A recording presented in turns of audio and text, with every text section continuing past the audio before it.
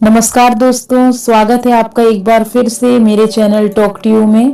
दोस्तों, आज मैं फिर आपके लिए मुंशी प्रेमचंद जी की लिखी हुई एक बहुत ही सुंदर और कहना चाहिए नटखट कहानी लेके आई हूँ, जिसका शीर्षक है मोटर के छींटे। जब कोई व्यक्ति किसी काम के लिए कहीं जा रहा हो और गाड़ी के छींटे उस पर पड़ जाए तो उस पर क्या बीतती है, उसे कितना क्रोध आता है और वो उस क्रोध में उस गाड़ी वाले के ऊपर क्या करना चाहता है, इस कहानी में यही बताया गया है। उम्मीद करती हूँ ये कहानी आपको और कहानियों की तरह बहुत पसंद आएगी। तो एक लाइक जरूर करिएगा, कमेंट करिएगा और अगर मेरे चैनल पे नए हैं तो प्लीज सब्सक्राइब जरूर करिएगा। तो चलिए जल्दी से शुरू करते हैं। क्या नाम की प्रातःकाल स्नान पूजा से निपट, तिलक लगा, पीताम्बर पहन, खड़ाऊ पांव में डाल, बगल में पत्रा दबा, हाथ में मोटा सा शत्रु, मस्तक भंजन ले एक जजमान के घर चला। विवाह की साइत विचारनी थी। कम से कम एक कलदार का डौल था, जलपान ऊपर से, और मेरा जलपान मामूली जलपान नहीं है। बाबुओं को तो मुझे निमंत्रित करने की हिम्मत ही नहीं पड़ती। उनका महीने भर का नाश्ता मेरा एक दिन का जलपान है। इस विषय में तो हम अपने सेठों साहूकारों के कायल हैं। ऐसा खिलाते हैं और इतने खुले मन से कि चोला आनंदित हो उठता है। जजमान का दिल देखकर ही मैं उनका निमंत्रण स्वीकार करता हूँ। खिलाते समय किसी ने रोनी सी सूरत बनाई और मेरी क्षुद्धा गायब हुई। रोकर किसी ने खिलाया तो क्या, ऐसा भोजन कम से कम मुझे नहीं पचता। जजमान ऐसा चाहिए कि ललकारता जाए, लो शास्त्री जी एक बालूशाही, और मैं कहता जाऊं, नहीं जजमान अब नहीं।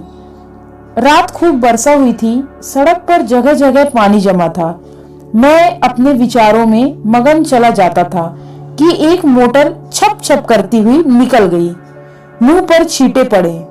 जो देखता हूं तो धोती पर मानो किसी ने कीचड़ घोलकर डाल। कपड़े भ्रष्ट हुए वह अलग, देह भ्रष्ट हुई वह अलग, आर्थिक क्षति हुई वह अलग। अगर मोटर वालों को पकड़ पाता तो ऐसी मरम्मत करता कि वे याद करते। मन मसोस कर वह रह गया। इस वेश में जजमान के घर तो जा नहीं सकता था। अपना घर भी मील भर से कम न था। फिर आने जाने वाले सब मेरी ओर देख देख कर तालियां बजा रहे थे। ऐसी दुर्गति मेरी कभी नहीं हुई थी। अब क्या करोगे मन, घर जाओगे तो पंडिताइन क्या कहेगी। मैंने चटपट अपने कर्तव्य का निश्चय कर लिया। इधर उधर से 10-12 पत्थर के टुकड़े बटोर लिए और दूसरी मोटर की राह देखने लगा। ब्रह्मा तेज सिर पर चढ़ बैठा। अभी 10 मिनट भी ना गुजरे होंगे कि एक मोटर आती हुई दिखाई दी। ओहो, वही मोटर थी।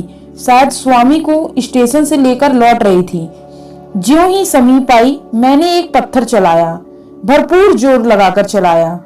साहब की टोपी उड़कर सड़क के उस बाजू पर गिरी। मोटर की चाल धीमी हुई। मैंने दूसरा फैर किया। खिड़की के शीशे चूर चूर हो गए और टुकड़ा साहब बहादुर के गाल में भी लगा। खून बहने लगा। मोटर रुकी और साहब उतरकर मेरी तरफ आए और घूंसा तानकर बोले, सुअर, हम तुमको पुलिस में देगा। इतना सुनना था कि मैंने पोथी पत्रा जमीन पर फेंका और साहब की कमर पकड़कर अड़ंगी लगाई तो कीचड़ में भद्द से गिरे।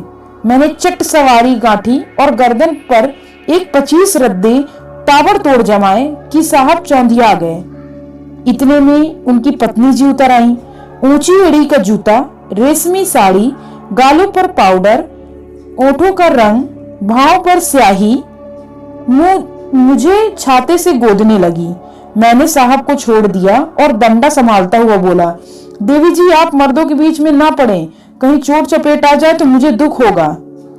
साहब ने अवसर पाया तो संभल कर उठे और अपने बूटदार पैरों से मुझे एक ठोकर जमाई। मेरे घुटने में बड़ी चोट लगी। मैंने बौखलाकर डंडा उठा लिया और साहब के पांव में जमा दिया। वह कटे पेड़ की तरह गिरे। मैम साहब छतरी तान कर दौड़ी।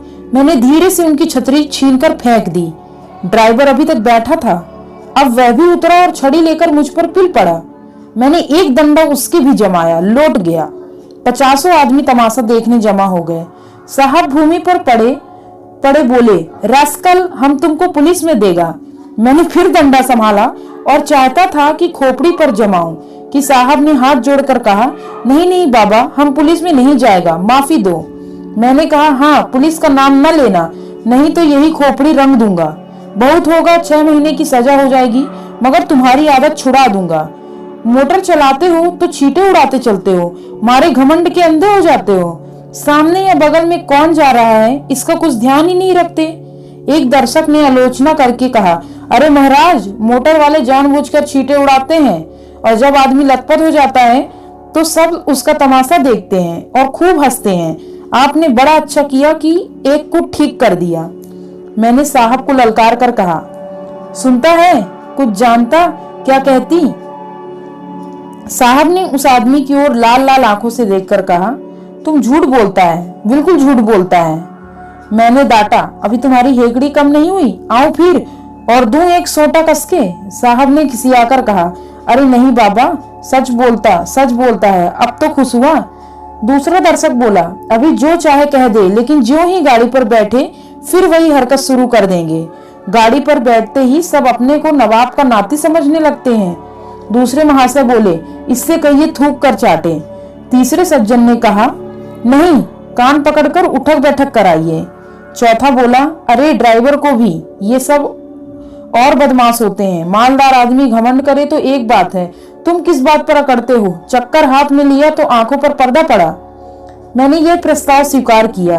ड्राइवर और मालिक दोनों ही को कान पकड़कर उठाना बैठाना चाहिए और मेम साहब गिने। सुनो मेम साहब, तुमको गिनना होगा पूरी 100 बैठकें, एक भी कम नहीं, ज्यादा जितनी चाहे हो जाए। 2 आदमियों ने साहब का हाथ पकड़कर उठाया, 2 ने ड्राइवर महोदय का। ड्राइवर बेचारे की टांग में चोट थी, फिर भी वह बैठ के लगाने लगा। साहब की अकड़ अभी काफी थी, आप लेट गए और उल जुलूल बकने लगे। मैं उस समय रुद्र बना हुआ था, दिल में ठान लिया था कि इससे बिना 100 बैठ के लगवाए न छोड़ूंगा। 4 आदमियों को हुक्म दिया कि गाड़ी को ढकेल कर सड़क के नीचे गिरा दो। हुक्म की देर थी, 4 की जगह 50 आदमी लिपट गए और गाड़ी ढकेलने लगे। वह सड़क बहुत ऊंची थी, दोनों तरफ की जमीन नीची। गाड़ी नीचे गिरते गिरते और टूट टाट कर ढेर हो जाती। गाड़ी सड़क के किनारे तक पहुंच चुकी थी कि साहब कांप कर उठ खड़े हुए और बोले, बाबा गाड़ी को मत तोड़ो, हम उठे बैठेगा। मैंने आदमियों को अलग हट जाने का हुक्म दिया, मगर सबों को एक दिल लगी मिल गई थी। किसी ने मेरी ओर ध्यान न दिया, लेकिन जब मैं डंडा लेकर उनकी ओर दौड़ा तब सब गाड़ी छोड़कर भागे और साहब ने आंखें बंद करके बैठकें लगानी शुरू की। मैंने 10 बैठकों के बाद मेम साहब से पूछा, कितनी बैठकें हुई? मेम साहब ने रौब से जवाब दिया, हम नहीं गिनता। तो इस तरह साहब दिन भर कांपते रहेंगे और ना छोड़ूंगा मैं। अगर उनको कुशल से घर ले जाना चाहती हो तो बैठ के गिन दो, मैं उनको रिहा कर दूंगा। साहब ने देखा कि बिना डंडा भोगे जान न बचेगी तो बैठ के लगाने लगा। 1 2 3 4 5 सहसा एक दूसरी मोटर आती दिखाई दी। साहब ने देखा और नाक रगड़कर बोले, पंडित जी आप मेरा बाप है, मुझ पर दया करो, अब हम कभी मोटर पर न बैठेगा।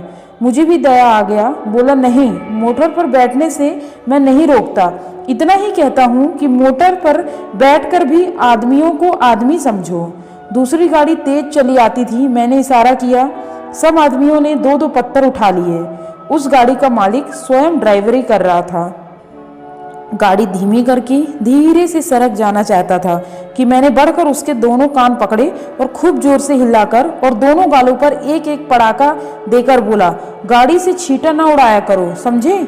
चुपके से चले जाओ। यह महोदय बक जग तो करते रहे, मगर 100 आदमियों को पत्थर लिए खड़ा देखा तो बिना कान पूछे डुलाए चलते हुए। उनके जाने के 1 ही मिनट बाद दूसरी गाड़ी आई। मैंने 50 आदमियों को राह रोक लेने का हुक्म दिया। गाड़ी रुक गई।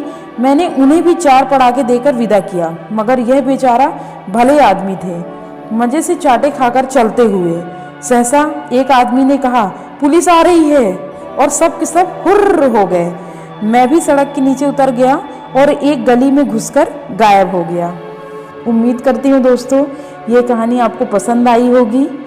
इसके आगे हम देखेंगे नई कहानी एक नए दिन। तब तक के लिए धन्यवाद। अपना ध्यान रखिए, स्वस्थ रहिए। जय हिंद, वंदे मातरम।